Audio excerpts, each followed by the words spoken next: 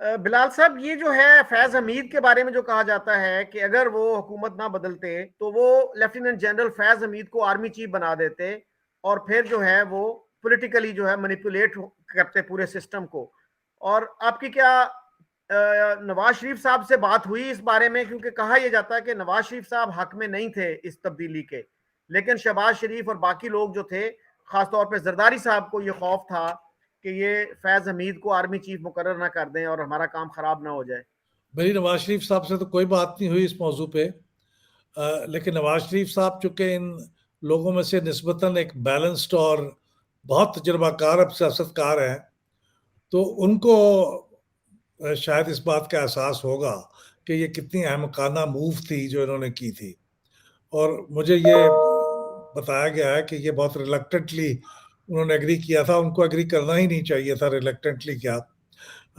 लेकिन ये फैज़ हमीद साहब अगर चीफ ऑफ आर्मी स्टाफ बन भी जाते तो क्या होता? हमने माजी में देखा है जिन लोगों को चीफ ऑफ आर्मी स्टाफ बनाया गया कुछ उम्मीदों के साथ, उन्होंने वो कोई उम्मीद पूरी नहीं की। और मेरा ख्याल है फैज़ हमीद साहब भी जब आर्मी चीफ बन जाते तो ज़रूरी नहीं है कि वो उन उम्मीदों को पूरा करते जिन लोगों ने उनसे उम्मीदें वाबस्ता की हुई थी। आर्मी चीफ फिर अपना और अपने इंस्टीट्यूशन का आदमी होता है, इसलिए और वो ज़रूरी नहीं है कि वो इस वक्त की जो हुकूमत है यानी पीडीएम और उनके साथी उनके खिलाफ होते। मेरा ख्याल वो सबको साथ, वो चाहते कि सब साथ चले उनके। तो मेरे ख्याल में ये एक बड़ी शॉर्ट साइटेड अप्रोच थी। अव्वल तो उनका बनना भी कोई यकीनी नहीं था, लेकिन बन भी जाते तो क्या हो जाता। लेकिन ये करके तो उन्होंने अपने पाँव पे ऐसा कुल्हाड़ा मारा है कि अब उन्हें समझ भी नहीं आ रही कि अब किस तरह इस चुगल से निकले वो।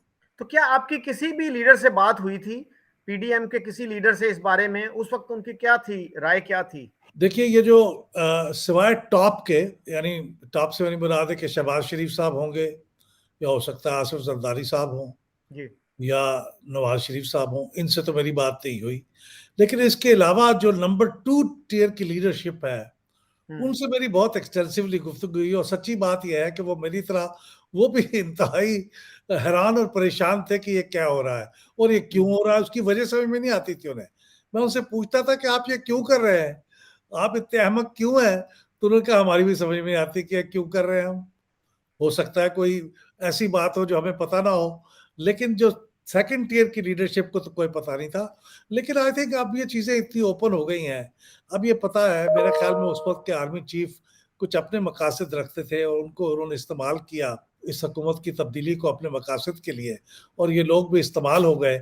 और कुछ इनको भी ख्याल था कि ये गलत ख्याल था कि वो अगर फैज़ हमीद बन जाएँगे तो उनको बहुत नुकसान होगा, तो इसलिए ये कर लेना चाहिए। लेकिन मेरे ख्याल में ये उनके ख्यालात दुरुस्त नहीं थे। ये तमाम और इन जैसे कई इश्यूज पर अगर आप एनालिसिस देखना चाहते हैं तो फिर पिल्डैट यूट्यूब चैनल को सब्सक्राइब कीजिए, बेल के बटन को दबाइए ताकि आप हमारी हर नई वीडियो रिलीज होते ही देख सकें।